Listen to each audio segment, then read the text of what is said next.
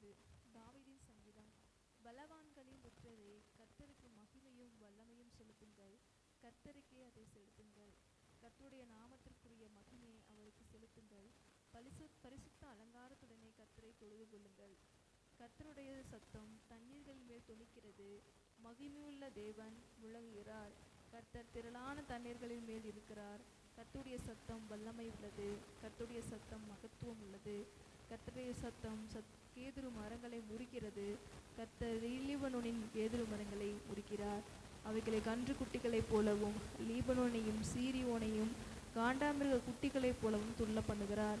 கர்த்தருடைய சத்தம் அக்கினி ஜுவாலையை பிளக்கும். கர்த்தருடைய சத்தம் வனாந்தரத்தை அதிர பண்ணும். கர்த்தர் காதேஸ் வனாந்தரத்தை அதிர பண்ணுகிறார்.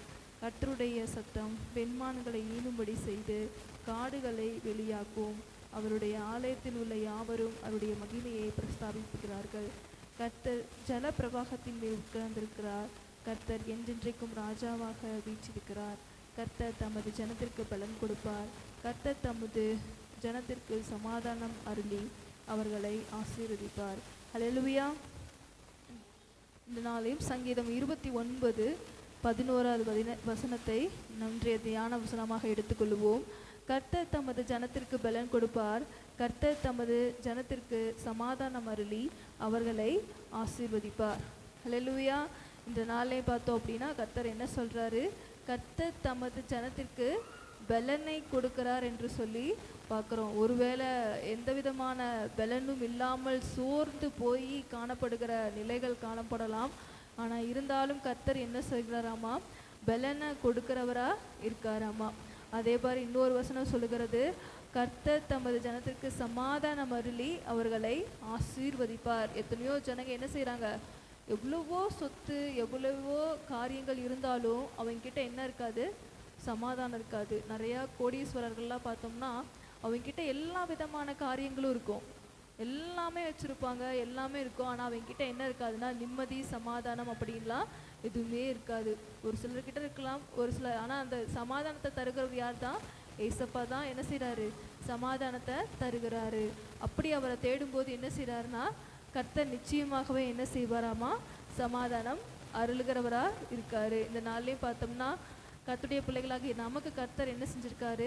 இப்படிப்பட்ட சமாதானத்தை கொடுக்க தான் என்ன செஞ்சாரு? 2000 ஆண்டுகளுக்கு முன்பாக இந்த பூமியில வந்து என்ன செஞ்சாருன்னா மனிதராக என்ன செய்கிறாரு?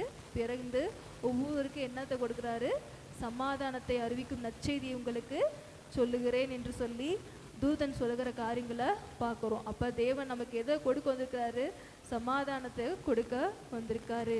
ஒருவேளை இந்த நாளில் நீங்கள் எக்ஸாம் காலங்களில் இருக்கலாம். கர்த்தர் என்ன செய்வாராமா? உங்களுக்கு பலனை கொடுக்குறாரு அப்படின்னு சொல்லி பார்க்குறோம்.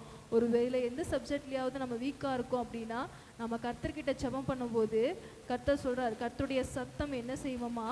வனாந்தரத்தை அதிர பண்ணும் அப்படின்னு சொல்லி பார்க்குறோம். இந்த நாள்லையும் கர்த்தருடைய சத்தம் என்ன செய்யும்? உங்களுடைய வாழ்க்கையிலையும் கேட்கணும். நீங்கள் ஒவ்வொரு நாளும் ஜெபம் பண்ணிவிட்டு என்ன செய்யணும்? எக்ஸாமுக்கு ஆயத்தப்படும் போது கர்த்தர் தாமே என்ன செய்வார்? உங்களுக்கு பலனை கொடுத்து உங்களுக்கு தெரியாத மறைப்பொருட்களெல்லாம் என்ன செய்வார்? வெளிப்படுத்துவார். நாம் ஜெபிக்கலாமா? அன்புள்ள இயேசப்பா, இந்த நாளிலேயும் இயேசப்பா விசேஷமாக நீங்கள் சொன்ன இந்த வேத வசனத்தின் பிரகாரமாக நீங்கள் பலன் தருகிறவராக இருக்கிறீங்க சுவாமி. உங்களுடைய ஜனத்துக்கு நீங்கள் சமாதானம் தருகிறவராக இருக்கிறீங்க இயேசப்பா.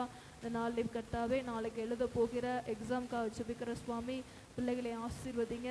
நீங்கள் தாமே உங்களுடைய பிள்ளைகளுக்கு நல்ல ஒரு பலனை கொடுத்து அடரே ராஜா அவங்களுடைய எல்லா விதமான காரியங்களையும் சொல்லிக் கொடுக்க வேண்டுமா தகப்பனை ஜெபிக்கிறோம். பிள்ளைகளோடு கூட இருந்து அவர்களை ஆசீர்வதிங்க.